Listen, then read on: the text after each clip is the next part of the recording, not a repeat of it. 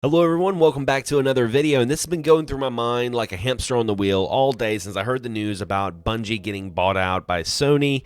Of course, everyone's having their fanboyism battles or loyalty crusades, like they're going to get a personal email from a CEO being like, "Hey, I saw you sticking up for Xbox, and we're going to give you a tour of the Xbox studio, and we'll even throw in catering."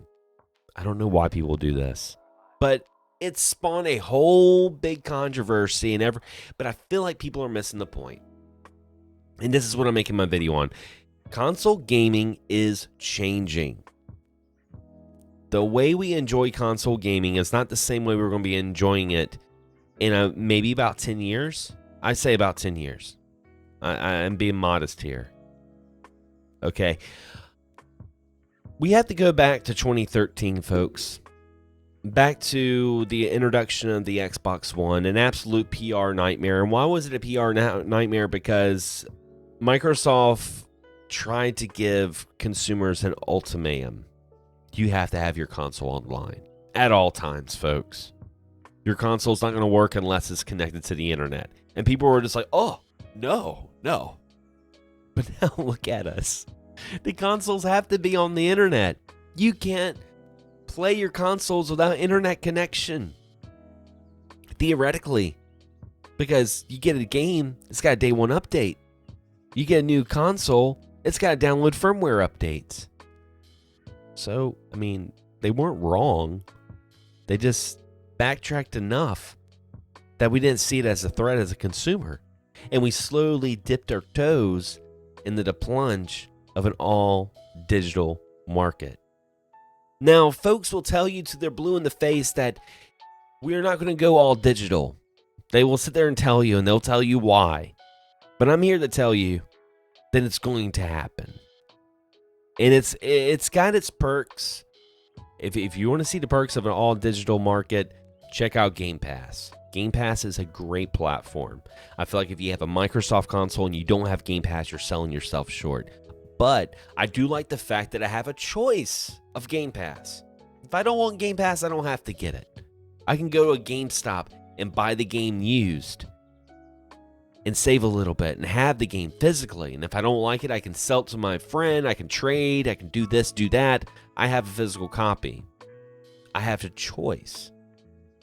But as things start to kind of change and they find out new algorithms, they find out new ways to entice the consumer, an all-digital world doesn't seem so weird now.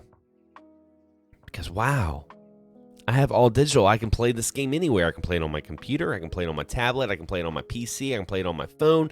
The technology's already there, folks. They're just fine-tuning it just enough that it becomes more enticing, becomes more of a salesman pitch that makes you go, oh, I really need this in my life. That's the thing. They make it feel like you need to have this. You need to have Game Pass. You save so much money with Game Pass. You get day one releases on Game Pass. If you don't have Game Pass, what are you doing? That's what they're doing. That's why they're gobbling up these studios. I'm telling you, we are going to have a full streaming service of console gaming in the next 10 years. And the reason why I say 10 years, because I know someone's going to go on the comment section. They're going to be like, well, Xander, not everyone has really fast internet. Well, person, we're also going through a pandemic. People are at home a lot more now. There's more remote work. And when people working at home, guess what that means? That means companies like Spectrum and Comcast are going to up their ante and give us more bandwidth. And when we have more bandwidth to be able to work our 9 to 5, then we can kind of justify having an all-streaming gaming console at that point. Hey, I already got faster internet. Might as well play this game day one since I'm paying $15 a month for the streaming service. See, it all kind of pieces together. Just like Disney just didn't wake up one day and was like, hey, we're going to buy Star Wars. Let's just buy Star Wars and Marvel. Yeah, I heard National Geographic's is on sale. Let's go ahead and buy that too.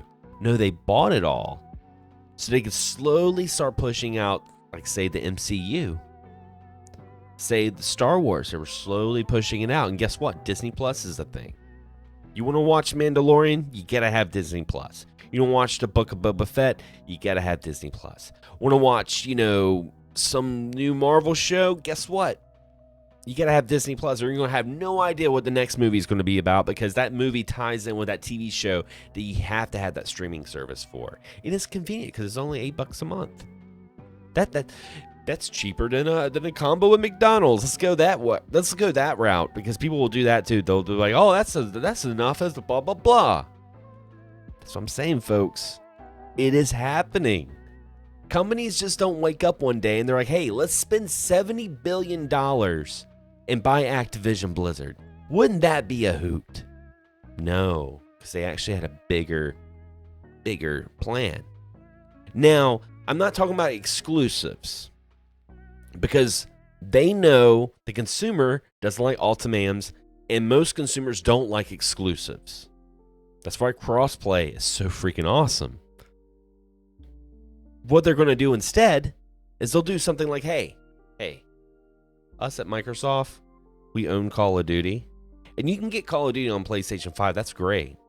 But hey, if you get on Game Pass, you'll get the DLC exclusively before they will. They have to play like 2 months later. 2 months later, Sony ponies will enjoy the maps that you've been studying and camping in the corner, and you can get all those nice headshots and prestige your way into oblivion. So yeah, folks, it's happening. It is happening.